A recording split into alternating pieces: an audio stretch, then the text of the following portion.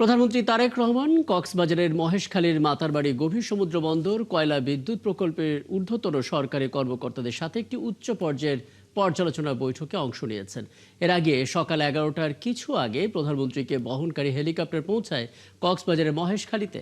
সেখানে বিভিন্ন প্রকল্প পরিদর্শন শেষে বন্যা কবলিত বাঁশখালী এবং হাটহাজারী এলাকায় যাবেন প্রধানমন্ত্রী।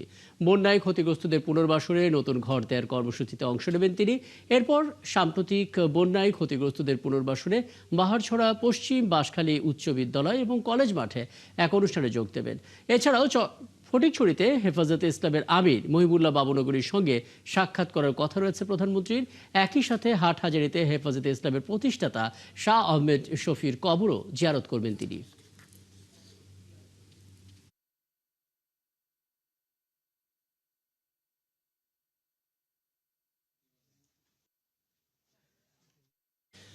বলছিলাম, চট্টগ্রামে পৌঁছেছেন প্রধানমন্ত্রী তারেক রহমান। এখন বন্যা দুর্গতদের ত্রাণ বিতরণ সহ আরও কার্যক্রমে অংশ নেবেন, বাঁশখালীতে পৌঁছাবেন এবং সেখানে আছেন আগে থেকে আমাদের সহকর্মী মোহাম্মদ হুসাইন যুক্ত হচ্ছেন আমাদের সঙ্গে।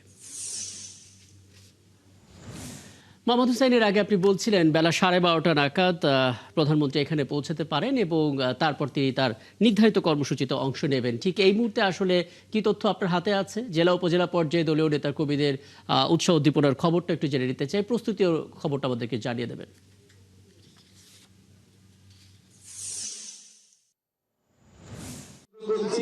এই ড্রোন যেটি আছে এটি যিনি কন্ট্রোল করছে ড্রোনটি কিন্তু সামনে আনা যাবে না।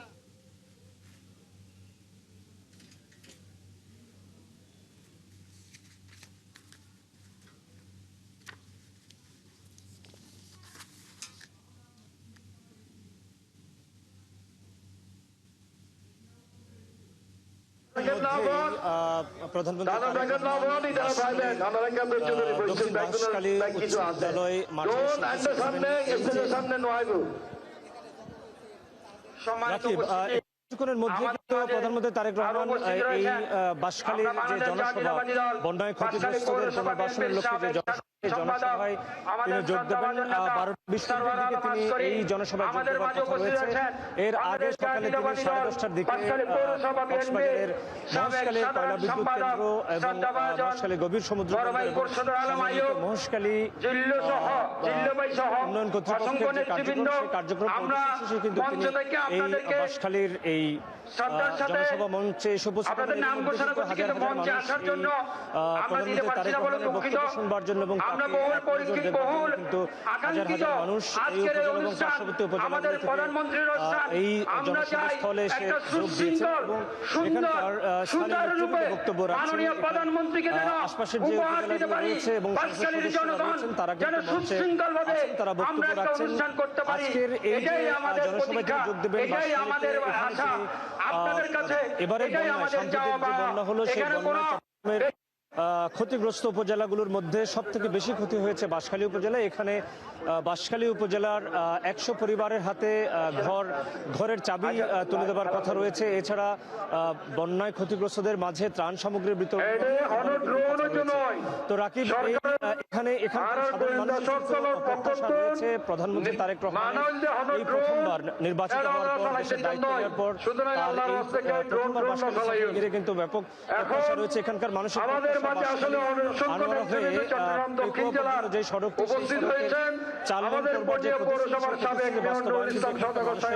বড় প্রত্যাশা। এছাড়া বন্যায় যে ক্ষতিগ্রস্ত সড়কের মেরামত করা এবং ক্ষতিগ্রস্ত সময়ের মধ্যে নিশ্চিত করবার দাবি কিন্তু এখানকার মানুষের রয়েছে।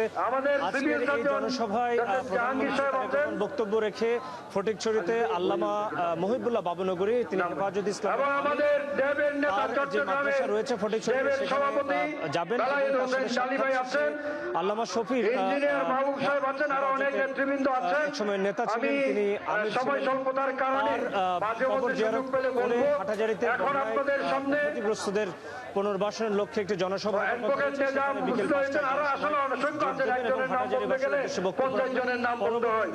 রাতে রেডিসন গ্লো হোটেলে নেতা কর্মীদের নিয়ে সভা করবার কথা রয়েছে।